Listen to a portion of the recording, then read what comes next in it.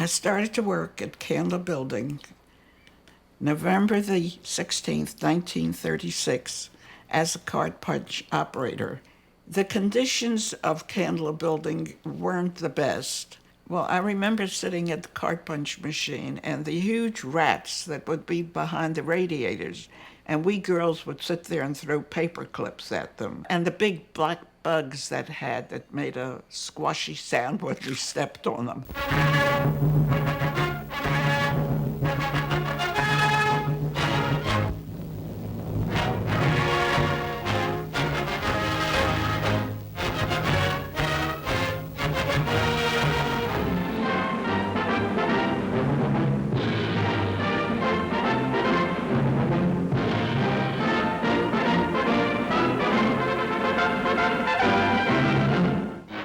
Here in the capital of the United States, the nation's lawmakers passed an act to safeguard the security of American workers and their families, the Social Security Act.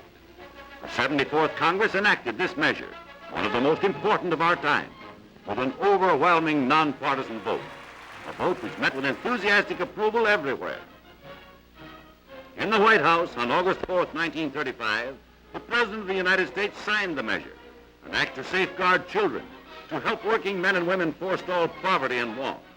Approving this great law, he addressed this message to the people. It seems to me that if the Senate and the House of Representatives in this long and arduous session had done nothing more than pass this security bill, Social Security Act, the session would be regarded as historic for all time. We were so happy to have a job, because I heard some stories from some people who came in who had no money to start off with, how they lived, how they ate, I don't know. Their landladies were willing to forward the rent wait for the rent. It was an experience. The Social Security Act was originally called the Economic Security Bill, and a fellow named Abraham Epstein coined the term Social Security, which was then applied to the new legislation.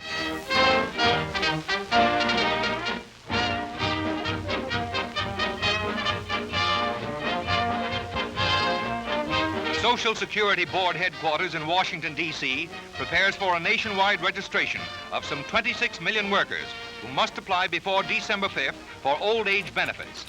Since employers and employees must contribute equal amounts to the Old Age Reserve account starting January 1st, 1937, both will be required to file forms under the Social Security Act. Acting Chairman Altmeyer tells how the Old Age Benefit Plan will operate. The worker will pay 1/2, and his employer will pay 1/2. The men and women covered by the plan will receive an income for life after age 65 when they are no longer at work. This income will be paid to them by the United States government in monthly checks. These checks will vary in amount from $10 to $85 a month. The Candler Building was built in 1912 by the Coca-Cola Company. At that time, Coca-Cola was involved in Baltimore because it was also the home of the Crown Cork and Seal Company, which was instrumental in the development of the modern bottling industry. William Painter invented the modern bottle cap in 1894 and really paved the way for the invention of modern soft drinks, which we take for granted today. But in the 20s, soft drinks became an American craze. In 35, Coca-Cola had to build another building. And they built that in a different part of the city. And at that time, the Candler Building became a vacant space and available for Social Security. In 1936, the agency was faced with two monumental tasks. The first was to register all the nation's workers and assign them a unique Social Security number. And the second was to develop a process to store and record all that wage data. The returns, having been carefully checked, are now given over to the card punching unit. Here, skilled operators punch an individual card for each worker reported on the employer returns. The cards are known as earnings cards because they contain an individual record of quarterly wages In this section, over 30 million cards are punched every 3 months. The instructors to teach us card punching arrived, and I have a newspaper clipping showing her with a group of us around and my little head looking over her shoulder. And she was teaching us the card punch, how to card punch, and it was a lot of fun. I remember I used to punch 3,000 cards, and I had 1 or 2 cards with errors that stood up that went to what we call the verifying machine. And the girls there verified these cards and found that perhaps they found the errors that we made. Cards must be sorted 9 times. After each sorting has been completed, its accuracy is checked by running a needle through the holes. If there is an error, it immediately shows up as indicated. This tabulating machine now receives the earnings cards. It automatically lists each of the cards and prints the accumulated total, which makes another check possible. The very first regulation that was ever issued by Social Security back in the 1930s was a regulation number 1, we call it, which is the regulation that protects privacy and confidentiality of records. Confidential? Yes. Every bit of personal information you report to the Social Security Board is kept in strict confidence. No one but authorized officials and clerks of the board has access to these files. Files that are constantly protected by uniformed guards. Here you see millions of index strips which make up a nationwide alphabetical file of every worker covered by this federal insurance plan. It takes less than 2 minutes to locate any worker's name. How do they keep all these names straight? Why, there must be thousands of Robert Browns and Joe Johnsons and Ed Smiths. Well, the account number is the answer. Your number on your Social Security card identifies your account. Many people may have the same name, but no 2 people have the same number. With the new process for data collection and the data centers and so forth being put into place, Social Security was ready to issue checks to its beneficiaries.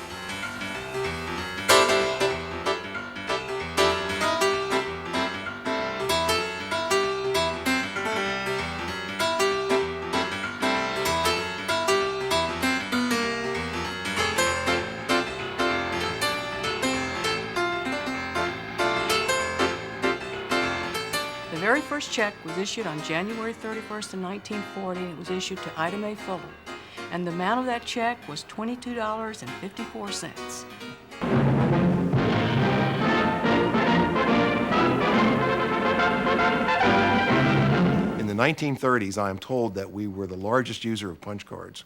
And in the 1950s, we were the first government agency to use commercial computers to manage its records.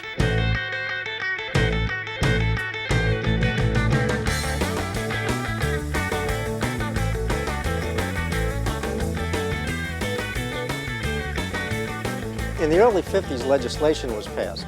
This was going to require us to take the 80-character file and convert it into 2 80-character files. This is where we started to have serious discussions about using computers and computer technology to start processing this information in a more automated fashion. Many products came out of the war that were developed for the war effort, and the computer was certainly one of them. The first computers were developed to break the codes. Of course, they took up rooms and rooms, and it didn't have as much capacity as your average hand calculator does today. I can't recall seeing the first computer too much. I remember they were in a room, and I went down to look at them. I wanted to see what the computer was. It was interesting, it was fascinating to me, and I was hoping that I would be able to master a computer. The agency was faced with 2 similar problems as they were in the early 30s when SSA came into being. How are we going to train people to move into the computer age? I had a training problem. Very few people had the right kind of background. And the second was transferring all the information that they had now maintained over the years onto tape, and to get that storage up and running for SSA. So, in September of 1955, Social Security began the enormous task of recording over 100 million punch cards onto magnetic tape. The post-war era, in general, was a period of boom. After a small recession, the industries that had produced war materials were retooled again to produce automobiles and appliances and many other things. And the markets were the returning soldiers. And of course, when they could now buy an automobile, that had a tremendous impact on the growth of the suburbs. In 1957, ground was broken for a new headquarters complex in Woodlawn, Maryland. The cornerstone was laid in 1959, and in January 1960, over 1,500 employees moved into the new complex.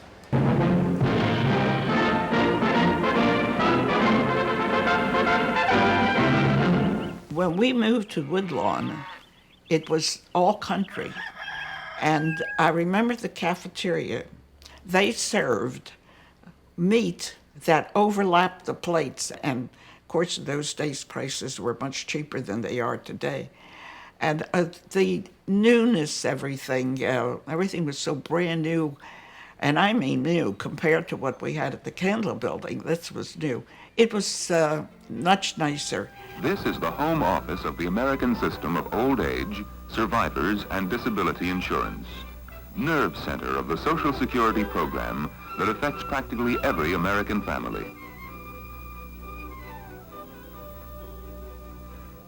About 270 million earnings items are received each year from employers and self-employed people. No ordinary bookkeeping system could handle this many entries. So the Social Security Administration turned to the most modern electronic equipment to do the job. With this system, the Bureau can now handle all its present work efficiently and keep up with additional workloads in the future. The information from these reports is transferred to punch cards, which are used to transfer the information to magnetic tape. In the field, development of SSA's national communication systems also began in the 1960s, when Western Union and AT&T established pilot systems for the transmission of both administrative, traffic, and data. Social Security offices across the nation wire Baltimore and request information from the earnings record when an application for benefits is made. The request starts on paper tape, is relayed through a communication center, and received in the central office on magnetic tape. No further typing is needed to get the required information back to the district office.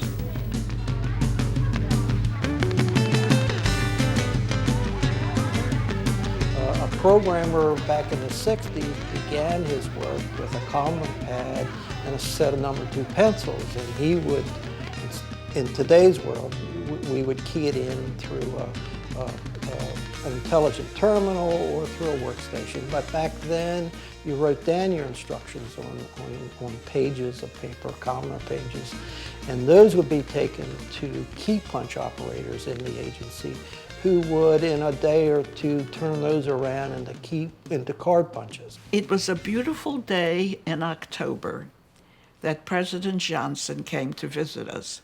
And as far as I know, he's the only president that has ever visited Social Security. Of course, the president did make a speech. I commend the thousands of dedicated, tireless Social Security employees who have served him diligently, capably, and well.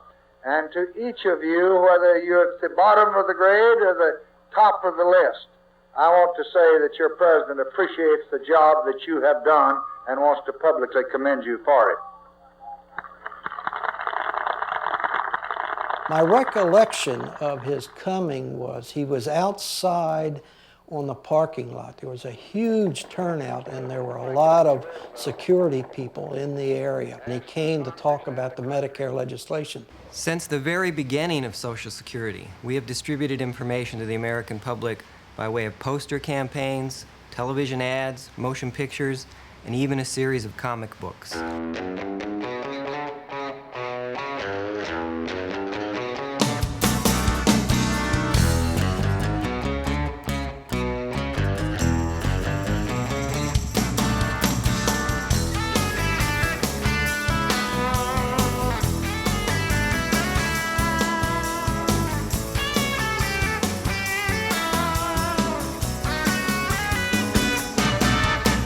Today's society realizes how important it is to keep the family together in times of financial need.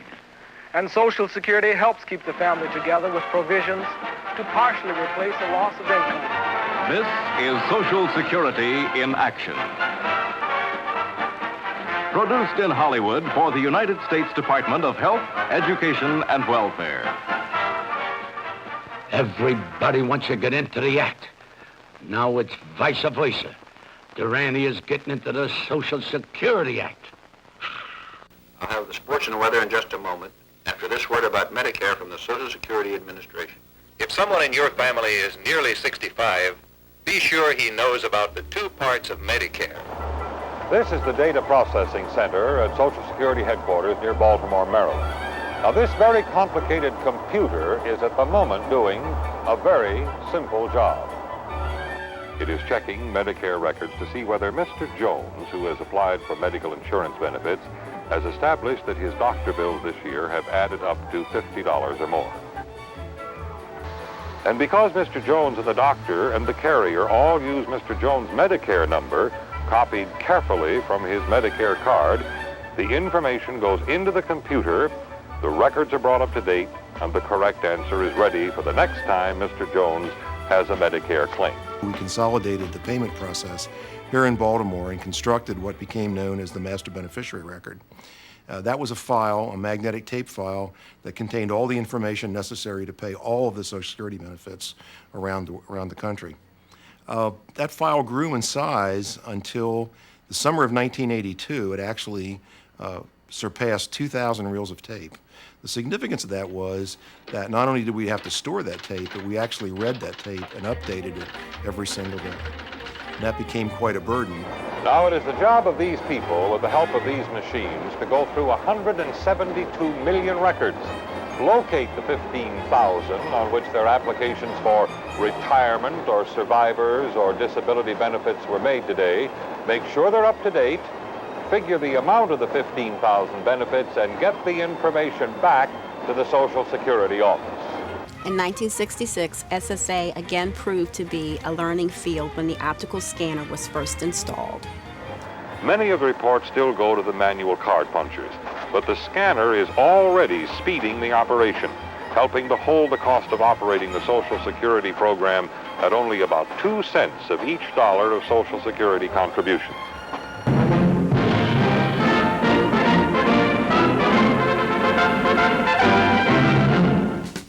In the late 1960s, Social Security entered the automated data processing era, where software allowed computers to communicate among themselves. Case control was brought about sometime in the late 60s. It was the first online system of any kind at SSA, one of the first anywhere in the world. Since we are enabled to track folders, we can process these cases much more quickly and much more accurately. If you can't keep track of the folders, you're out of luck in terms of processing cases. This was long before the days of CICS or even SADARs. We built the system that became known as SADARs. Stood for Social Security Administration Data Acquisition and Response System. And basically it was the first nationwide network of communications that we implemented for Social Security. We had 2 terminals and 1 printer in each of our offices, and using those terminals we were able to record the facts about any immediate payment we made to SSI recipients. As a result, we could control and manage that process. It was quite successful.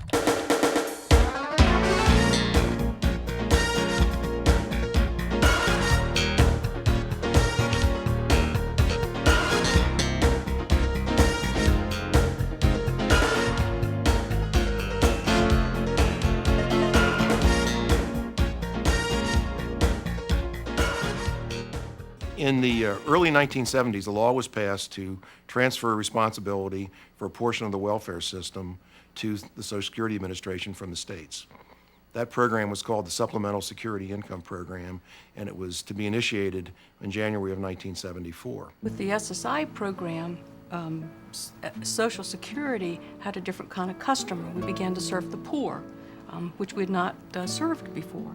And the difference was when a poor person, a person applying for SSI, came into our office, it was important that eligibility be determined as soon as possible. You couldn't wait because they hadn't had time to plan to be poor. And so the benefits and customer needed to be dealt with immediately. Our clientele was dependent upon fast service delivery. And So it put pressure on the whole infrastructure of the agency.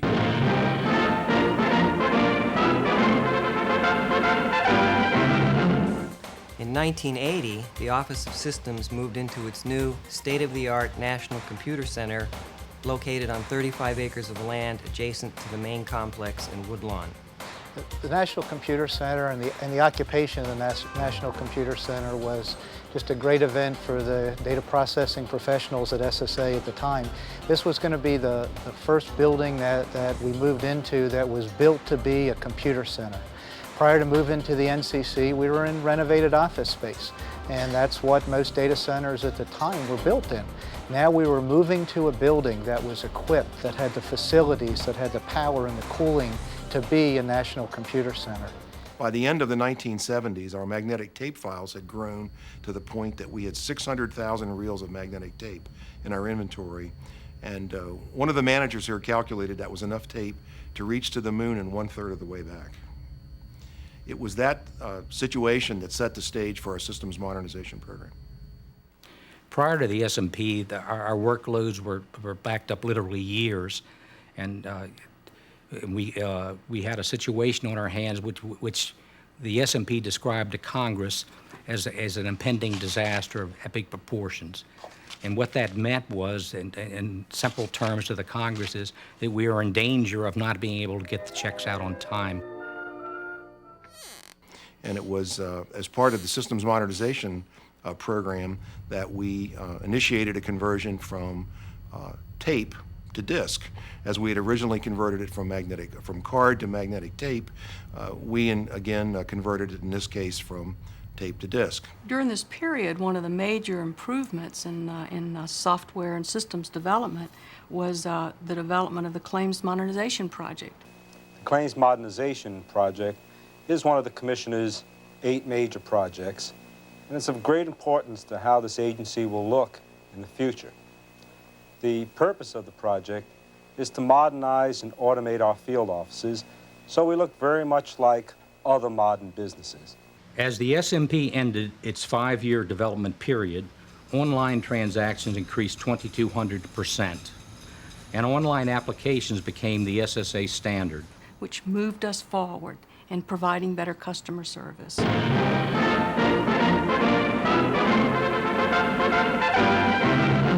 Tom Reynolds is self-employed, and like about 8 million other self-employed people, he is covered by Social Security. In the early 50s, Social Security began to insure self-employed workers. And in the late 80s, the agency began to mail the PEB statement to all workers, including the self-employed. A PEB statement stands for Personal Earnings and Benefit Estimate Statement, and these statements give the requester a snapshot of their earnings record, the quarters of coverage or wage credits they've earned based on those earnings, and an estimate of what their retirement benefits would be. One of the media that we use that we rely heavily on are cartridges in our big tape silos in the National Computer Center. The cartridges are roughly 3 inches square by maybe 1 inch thick, and each of those cartridges hold in excess of 5 million punch cards. In October 1988, more than 500 employees began to answer calls to SSA's new 800 number service, which today is rated as one of the best in the world.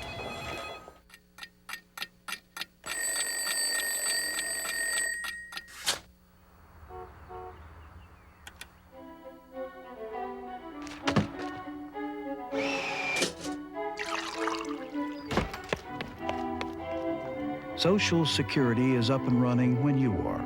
If you need information or service, call early. Weekday mornings between 7 and 9. In addition to visiting an office, in addition to calling the 800 number, in addition to write to us, the internet will be a 4th major service delivery channel as an option. Early in our internet service, we allowed people to make a request for PEBs on the internet, and we would mail it to them. But we quickly began working on a service which would allow a person to get the PEBs back on their home computer right then and there. However, there were some concerns for privacy. The agency responded to the public's privacy concern and discontinued the interactive internet PEBs and went back to the policy by which you can request your PEBs, but we send it to you in the mail. In the late 90s, the PEBs was redesigned and became the statement. With it, SSA initiated the largest mass mailing ever undertaken by the federal government when it began sending 125 million statements as required by law. In the mid-1950s, when the first handful of computers arrived at Social Security, training the staff to use them was a major challenge. We simply had no means to do that. Now, thanks to the distance learning network we have in place, training thousands of our employees is a much simpler task. IWS Land was a project to install local area networks and workstations in every single office in the country. And now I just received a brand new computer. And let's connect those workstations together. It has more items on it to do. So we can make available at the office level things like the POMS manuals on disk, or we can make available common services and printers and word processing. And I don't know whether I'd get used to it. We are building on the infrastructure that the Office of Systems has given us, the IWS LAN system, and we have many of our courses available online, and we'll be producing even more products for online access. Through the Outstanding Scholars Program that SSA offers, I was given the opportunity to pursue a technology career. So SSA has been very good on that as far as in training their employees. Our software process improvement program, it's really a cultural change within systems on changing our processes and moving them more into practices that are efficient, effective, and repetitive. And we're developing a number of sophisticated tools and technologies to make sure that if you do business with us, you're doing it in a secure private environment, and you are the person that we expect you to be, that we're going to give any information to. Voice recognition is a novel form of technology that we're exploring. In fact, we have some pilot efforts underway at Social Security now in the area of support for our employees with disabilities. Another thing that we see in the future is smart cards. Pretty soon, people are going to have the ability to be carrying around their medical information on a smart card, which is the same size as a credit card. I think systems is critical to how we're moving ahead across the internet, both in providing a robust infrastructure that can support the volumes of transactions we expect to receive, and also in helping us design applications that really do meet the needs of the American public. I think we're just on the edge of great new wonderful ways in which Social Security will be serving the public. I think we've been an outstanding agency in the past, and we will continue to be so in the future. When you look back across the history of Social Security, one of the things that strikes me is that Social Security has always been on the leading edge of technology. And they've used that technology in two ways. One is to provide the very best customer service, and two is to provide that service in a very cost-effective way.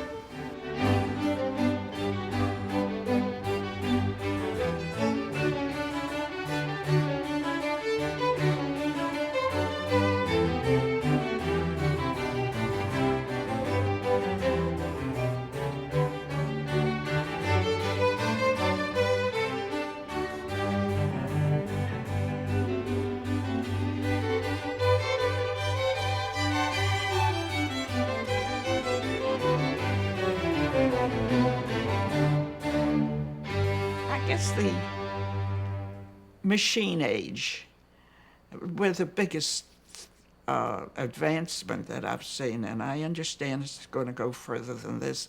I wish I could be around to see it.